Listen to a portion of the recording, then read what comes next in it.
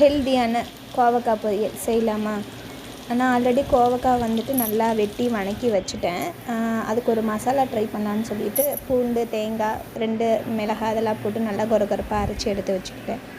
பின்னாடி என்ன விட்டேன்னா, ஒரு பேன் வச்சு கொஞ்சமாக எண்ணெய் சேர்த்திட்டு கடுகு மட்டும் சேர்த்துனேன், வேறு எதுவும் சேர்த்திக்கலன்னா.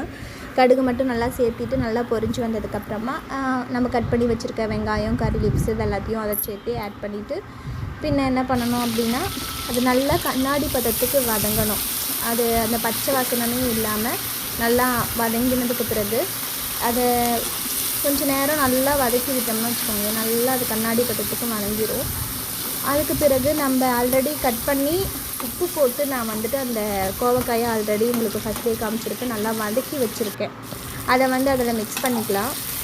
இப்போ நல்லா மிக்ஸ் பண்ணிவிட்டு நல்லா கிளறி விட்டுக்கோங்க, அந்த எண்ணெய் எல்லாத்துலேயும் படுற மாதிரி. அப்புறமா அந்த நம்ம அரைச்சி வச்சோம் இல்லையா அந்த பொடி போட்டுக்கலாம். போட்டுட்டு நல்லா இது பண்ணி நல்லா கலக்கி வச்சு மிக்ஸ் பண்ணிக்கலாம்.